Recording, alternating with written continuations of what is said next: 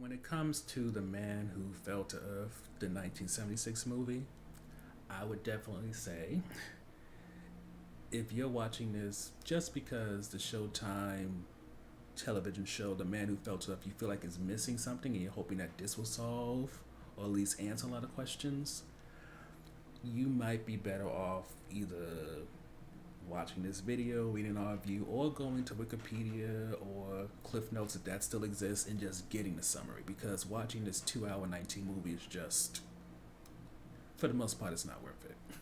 So to summarize, even though our overview was basically a summary, Thomas Newton, low relation to the man who discovered gravity, is an alien who came to Earth seeking a means to help his home planet.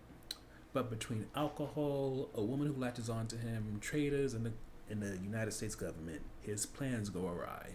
So, just for people who are watching this for the sake of how does this relate to the Showtime show, it pretty much dives into who Mary Lou is in terms of her being a willing mistress who was the one that got Thomas hooked onto gin and also hooked onto television, which was his major distraction that caused him to kind of forget his mission, if not, maybe stop focusing on it. Well, she's part of the reason.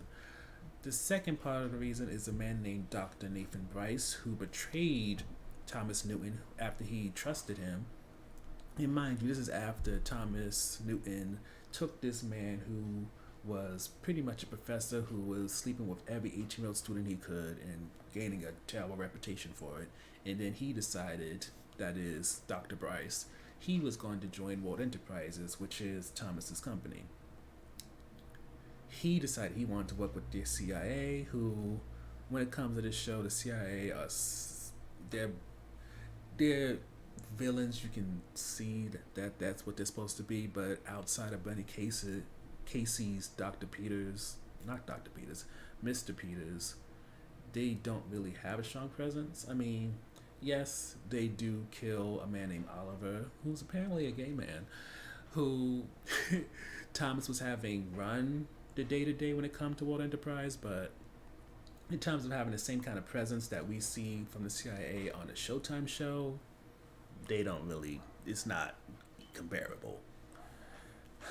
What else is there? Oh, in terms of origin and of Eddie and Hatch's father, this show doesn't go into that.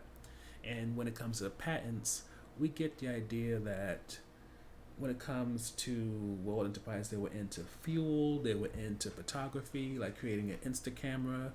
They might have been into sound, because you see that little ball thing that in Clive's grandfather's room is there.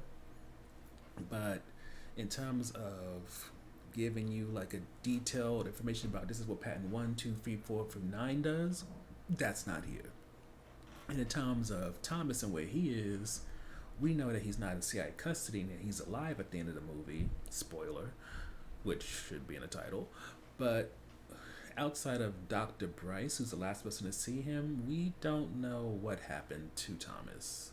So when it comes to this movie, it's one of the rare times where the only thing that we can really talk about is a low point, and that's that this movie feels very dry and bare bones, and at best, the main thing that it does to try to shake things up is have a lot of nudity in it.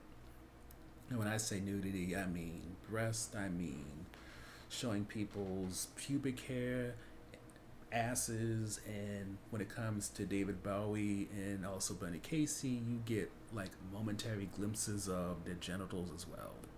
But as for everything else this movie's supposed to offer, I mean, a part of me feels like I should note that sci-fi is not my favorite genre, but that's mainly because I often feel like when it comes to sci-fi, they try to compensate for a decent story by giving you all these visual effects to distract you. But with The Man Who Fell to Earth, they don't really have much in the way of visual effects. I mean, makeup-wise, yes, they do, but at the same time, this is 1976. So with seeing Marvel movies, Star Wars, especially the original Star Wars, when it came before all the CGI, and then comparing that to The Man Who Fell to Earth, it doesn't have the ability to say, yes, the storyline might be a little the character development is trash, but look at all these beautiful things. It doesn't do that. Instead, what we get when it comes to Thomas is someone who definitely fits into the persona that David Bowie was, doing at the time, especially for concept albums. But in terms of a character, in terms of his acting, he doesn't have that factor that makes you want to watch this straight through at all. And I would even say, when it comes to the dialogue and how the character is written, you're not necessarily interested in Thomas. His whole why he came to Earth thing could easily be lost if you're not paying attention. And the main reason you will be paying attention is because it's like there's no hook here. And I would even push that off onto his supporting actors.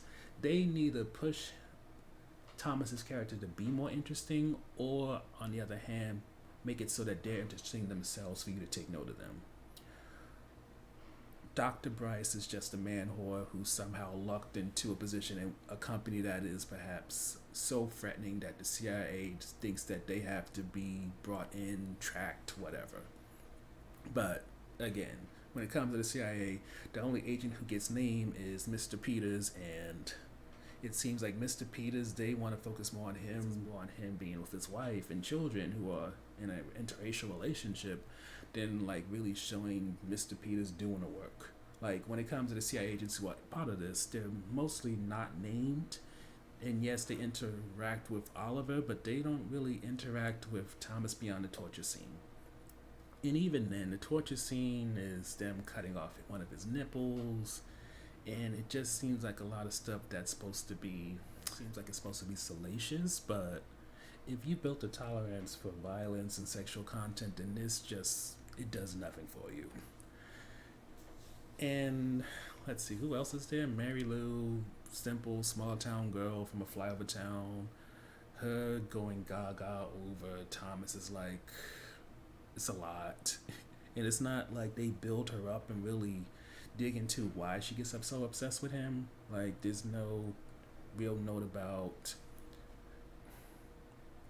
I guess the best way to put it is that she is so absorbed into Thomas and being part of his life that she becomes an accessory. And you can kind of see that to a certain point that Thomas, he doesn't really love her at all. I don't even know if he really likes her, but at the same time, he wants company of someone he could actually trust. And after a certain point, she's pretty much the only one who isn't dead or else betrayed him at this point. So that's why he has her stick around, and also why both in the film and also the TV show, he calls out her name when he's getting tortured, because that's possibly the only person who cares about how he feels at that point, or at least know that he's still alive.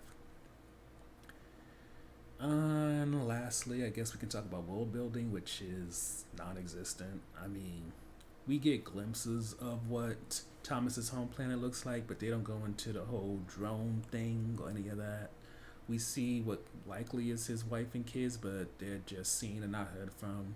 He doesn't even really talk about them much, so that we can get a sense of who they are, so you're not getting invested into him going home. And overall, the thing to take away from this low point is that this whole movie, despite being 2 hours and 19 minutes, lacks a significant hook besides it trying to be salacious in terms of giving you these nude scenes and a handful of torture scenes, including Oliver getting tossed out of a window. And not even on the first try, but the second try, because all they did was break the window, or crack it, I should rather say, the first time.